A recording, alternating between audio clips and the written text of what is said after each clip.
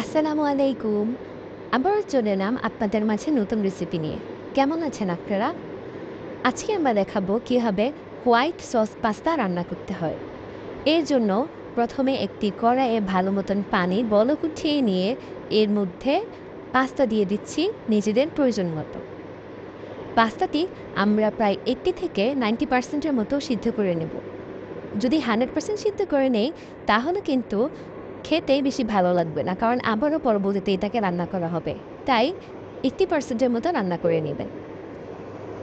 সিদ্ধ করা হলে পাস্তাটি নামিয়ে রাখবো। এরপর মশলা নেওয়ার পালা। এর জন্য আমি আজকে নিয়েছি গোলমরিচের গুঁড়া, চিলি ফ্লেক্স, টমেটো, একটি পেঁয়াজ মাঝারি সাইজের কুচি করে কাটা এবং 1-2 কোয়া ছোট রসুন।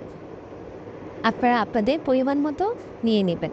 আর সেই সাথে একটি ডিম এবং হোয়াইট সস পাস্তা বানানোর জন্য ময়দা। এবার রান্নার পালা। এর জন্য চুলায় একটি ফ্রাই প্যান বসিয়ে এর মধ্যে পর্যাপ্ত পরিমাণ রান্নার জন্য তেল দিয়ে তারপর এতে রসুনটুকু প্রথমে গরম করে নিচ্ছি। রসুনটুকু একটু লাল লাল হয়ে এলে এর মধ্যে পেঁয়াজ কুচি দিয়ে ভালো মতন নেড়ে চেড়ে নিচ্ছি। পেঁয়াজটা ভালো মতন ভাজা হয়ে গেলে এর মধ্যে আগে থেকে কুচি করে রাখা টমেটোগুলো দিয়ে দিলাম। এবার টমেটোগুলো ভালো মতন নেড়ে চেড়ে কিছুক্ষণের জন্য ভেজে নিয়ে এর মধ্যে যোগ করে দেব একটি ডিম। ডিম দেওয়ার পর ডিমটাকে নেড়ে ভালো মতন ঝুড়ি ঝুড়ি করে ভেজে নেব এবং সে সাথে এখানে দিয়ে দিচ্ছি পর্যাপ্ত পরিমাণের লবণ। পাস্তাতে পরবর্তীতে আবার লবণ ব্যবহার হবে বিধায় জাস্ট অল্প একটু 1 চিমটি পরিমাণ ডিমের মধ্যে লবণ দিয়েছি এবং এরপর যোগ করে দিচ্ছি ম্যাগি মশলা বা যে কোনো ধরনের নুডলস বা পাস্তার মশলা। আপনাদের হাতের সামনে যা থাকবে তাই দেবেন। এবার ভালো মতো নেড়ে চেড়ে ঝুড়ি ঝুড়ি করে ডিম আর টমেটোর মিশ্রণটা একটা বাটির মধ্যে নিয়ে নিচ্ছি। এবার এটাকে পাশে রেখে পাস্তার জন্য হোয়াইট সস তৈরি করার পালা।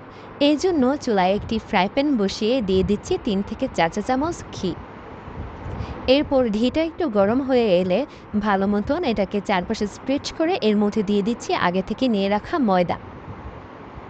খুব বেশি পরিমাণ ময়দা দিতে হবে না, আপনি পাস্তার পরিমাণ বুঝে 2 থেকে 3 টেবিল চামচ পরিমাণ ময়দা দিতে পারেন।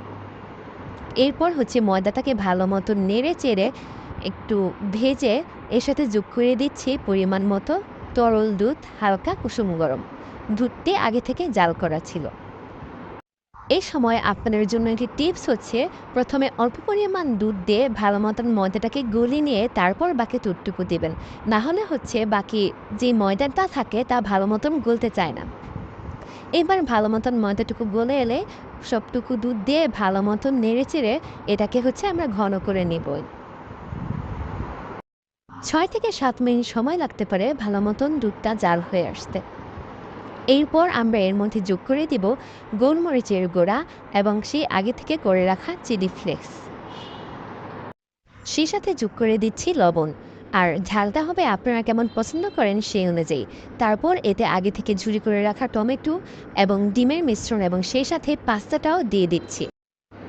এবার এতে যোগ করে দেব ম্যাগি মশলা বা পাস্তা মশলা। এরপর আর কোনো কাজ নেই, ভালো মতো নেড়ে চেড়ে ভাটিতে সার্ভ করে নিলে হয়ে যাবে আমাদের হোয়াইট সস পাস্তা। ধন্যবাদ সবাইকে। আবারও দেখা হবে নতুন কোনো ভিডিও নিয়ে। সে পর্যন্ত সবাই ভালো থাকবেন। আসসালামু আলাইকুম।